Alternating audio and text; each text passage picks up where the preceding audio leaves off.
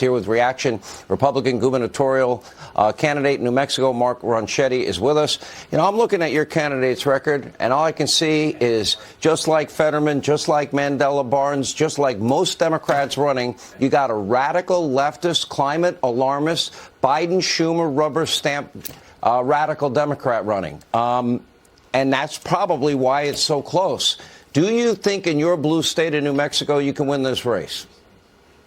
There's no doubt we can, Sean. And what we're seeing in this is exactly what you talked about. When we went into this campaign, we had a governor who was still releasing people early under COVID orders from prison. Now our prison population, 26% lower than it was when she took office here. Meanwhile, violent crime's gone up 30%. And the people of this state have had enough. And what we see here is we're the second most violent state in the country right now. We have soft on crime judges, which she's appointed, and we have a soft on crime parole board. And so as we continue to see crime spike, that's a huge issue. You've been talking about the inflation issue here. It's a massive problem here in New Mexico. The average New Mexican makes $30,000 a year, and we're seeing prices spike here. They're not talking about it at all. Bad energy policy hurts a state like us, and we're the #2 energy producer in the country. So I think we're seeing people more and more realizing that this isn't about Republican and Democrat. This is about looking out for New Mexicans and realizing at this point we're on a path that is hurting working families and hurting the safety of the families across New Mexico. And that's why we've got so much momentum. It's why we've closed the gap, and it's why we're going to win on November 8th.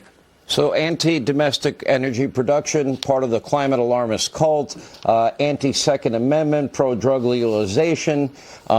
She herself had her own little ethics problem, a groping incident witnessed by many people. She ended up paying some money to settle in that case. On abortion, no restrictions.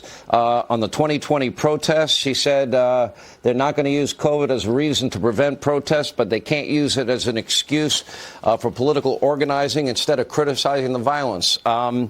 Is she out of touch with the people in New Mexico?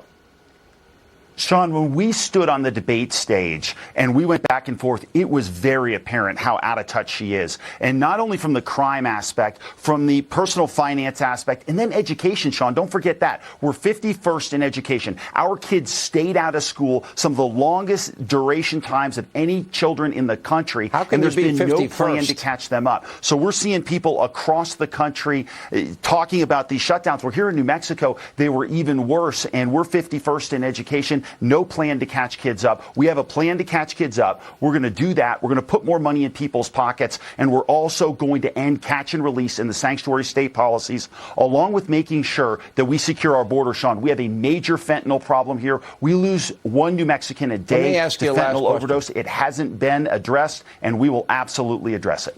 All right. What the 51st? What are we including? D.C. in that?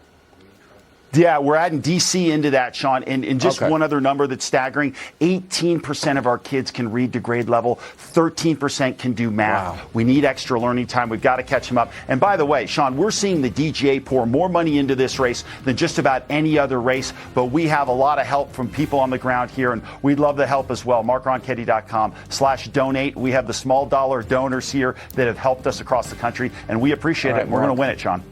I hope so. We're following it closely. That'd be a big win out in New Mexico.